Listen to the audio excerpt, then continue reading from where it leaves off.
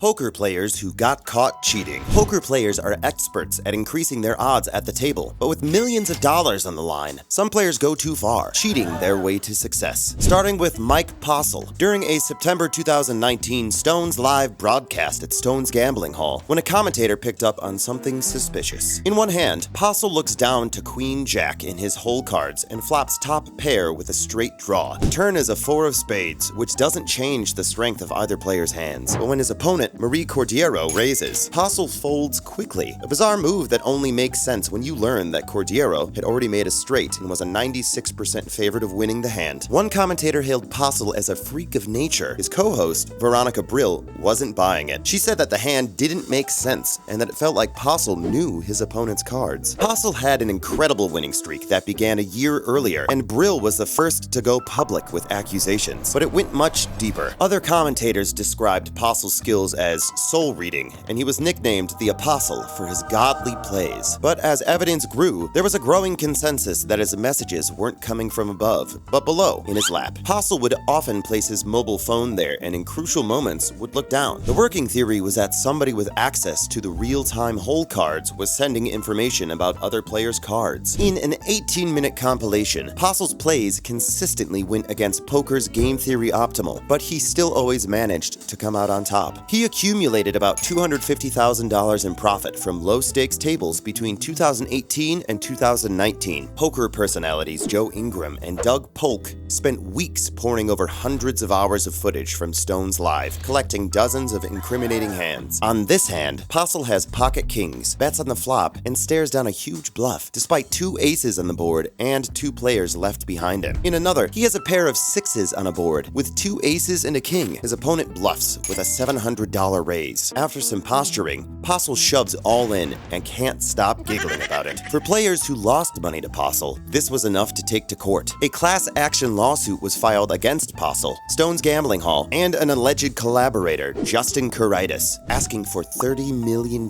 in damages. The case was dismissed by a judge. Instead, the owners of Stones settled with the majority of plaintiffs. Postle then filed a lawsuit of his own soon after, asking for $300 million, which was also dropped. And as a final twist of the knife, a player named Brock Gary slow-rolled him on the final table of the Beau Rivage main event in 2023, telling him, "That's for all the cheating you do." Postle's controversy may have been possible through technology, but there are plenty of old-fashioned ways to get an unfair advantage at the poker table. For German poker pro Ali Tekentemgak, it involved using a man posing as a journalist in a scheme that eventually landed him in prison. In 2010, Teki Temgak won the World Poker Tour Spanish Championship in Barcelona, but he was soon after denied entry to the Partouche Poker Tour main event final table when accusations of cheating formed around him. Organizers claimed that he was using poker bloggers to gain an unfair advantage. 4 years later, a court dug through the evidence and found Teki Temgak guilty of fraud. He had been using casino employees and members of the media to peek at his opponent's cards, in this case, Robert Garcia's. During the winning hand from the event in Barcelona, one of Teki Temgak's accomplices can be seen standing behind Garcia. In his hands is a camera pointing directly down where Garcia's cards are. Once the accomplice had the information, it was communicated back to Teki Temgak through a hand signal, allowing him to make a decision. The following year, despite being shunned by most of the poker community, Teki Temgak was allowed to play in the WPT World Championship. Daniel Negreanu tweeted out that it was absurd to let a cheater who was caught red-handed into the event, and posted a picture of a less than enthused Teki Temgak. Apparently, when he was confronted about it by Scott Siver, Teki Temgak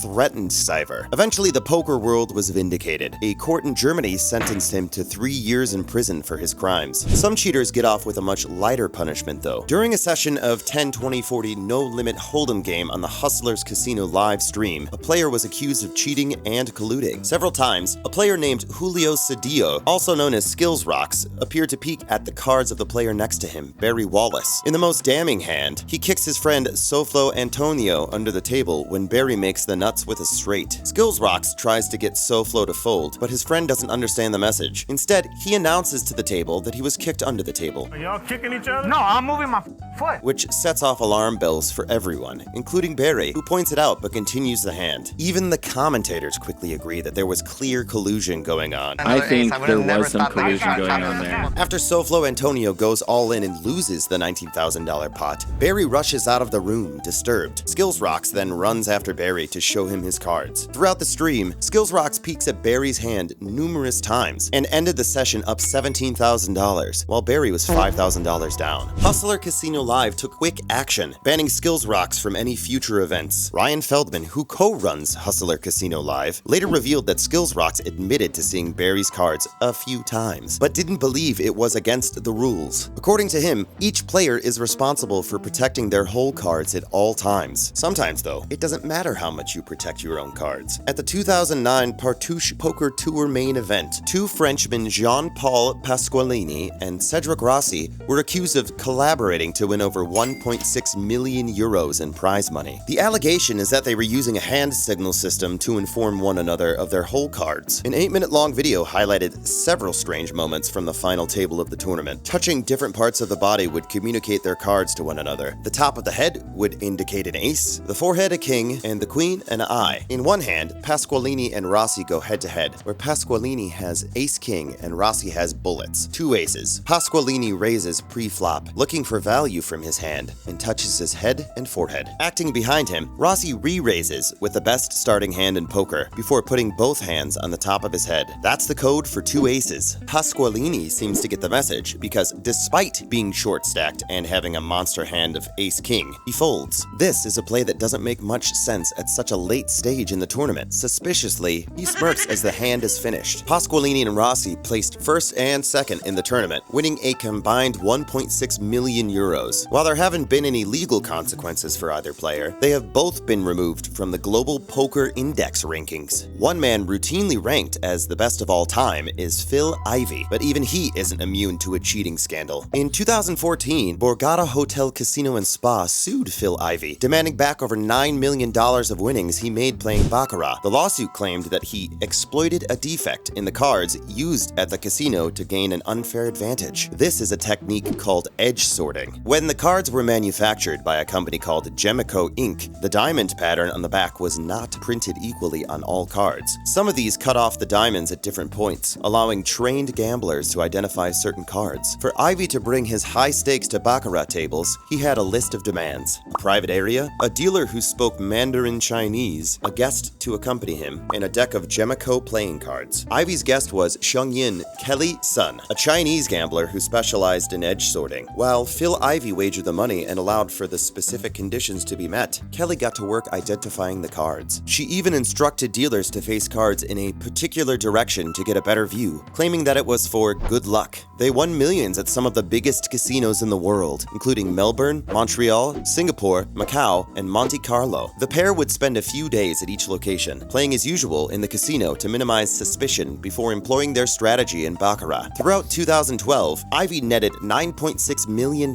in winnings at the Borgata Hotel Casino with this technique. But at one London session, the duo ran lucky, winning $12 million, which raised suspicions. The Genting Group, which owned the casino, refused to pay. And after Ivey and Kelly filed a lawsuit to get their winning, the jig was up. Ivey lost the lawsuit and was ordered to pay back $10 million. After several appeals, a judge ruled in 2019 that the Borgata could go after Ivey's assets to recoup their loss. But all they found was an empty Wells Fargo account. That same year, his winnings from the World Series of Poker were seized to put towards the damages. Unsurprisingly, Ivey has rarely played any US tournaments since and prefers to live out of the public eye. Meanwhile, it was impossible to escape Robbie Jade Lou's controversy late last year, which was all over the news and media. At Hustler Casino Live on September 29, 2022, Robbie Jade Lou was facing off against longtime high-stakes pro Garrett Adelstein. Garrett looks down at 7-8 suited, 3 bets to $3,000, and Robbie calls behind with a Jack-4 offsuit. After the flop, Garrett is the heavy favorite with a straight flush draw. He continues firing with a $2,500 bet, and Robbie stays in the hand with a call, taking it to the turn, which is a 3 of hearts. Garrett keeps firing with another $10K bet, but Robbie doesn't flinch, and instead of calling, she raises it to $20K. Garrett raises to $120,000, which is an all-in for Robbie. After a couple of minutes of thinking, she makes a call that virtually no poker pro would make. The response of commentator Bart Hansen is that Robbie's hand might have been misread by the machine. Robbie says she has a pure bluff catcher, and when her cards are revealed, Garrett immediately thinks something fishy is going on. The 20,000-strong strong audience suspected something too, and quickly the story spread to the world, becoming a viral sensation. The incident blew up into a scandal that divided the poker world. Robbie thinks that Garrett is just mad because she out-bluffed the bluffer. She revealed that her husband is a very successful man, the owner of a major law firm and an entrepreneur who bankrolls her poker career, so she wouldn't risk her reputation for the money. According to Hustler's Casino, their investigation didn't produce anything substantial, but on the same night, an employee of theirs was caught stealing $15,000 worth of chips from the table, proving that there were some issues with security. If you enjoyed the video, make sure to subscribe and comment below with the craziest part of the video.